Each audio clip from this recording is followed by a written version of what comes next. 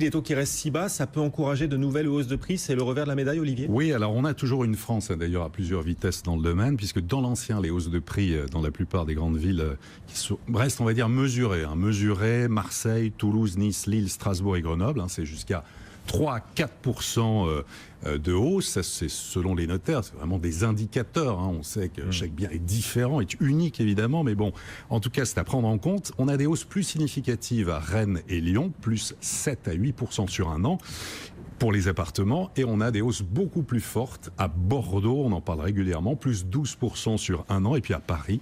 Alors à Paris, on se rapproche, selon les avant-contrats des notaires, de la barre des 10 000 euros du mètre carré en moyenne pour un appartement, et d'ailleurs le cap des 9 000 euros du mètre carré sera largement battu en novembre. Et en revanche, dès qu'on s'éloigne des métropoles économiques attractives, vous avez le phénomène en fait où ça dévisse. Exemple, du côté de Nemours et Provins, par exemple, vous avez actuellement des maisons qui sont vendues 50 000 euros, 60 000 euros.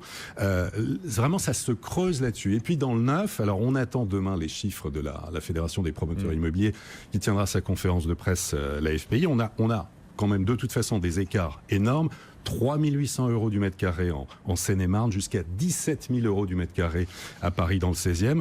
Et le baromètre Trouver un logement neuf, publié hier, indique que la hausse des prix s'est généralisée à l'ensemble du pays dans le neuf, plus 2% en l'espace de 6 mois. Prix moyen d'un 3 pièces neuf en France, 260 000 euros, avec de fortes disparités. Un 3 pièces à Boulogne-Billancourt, 625 000 euros, et à Reims, 170 000 euros. Un autre monde. Et on est à 45 minutes de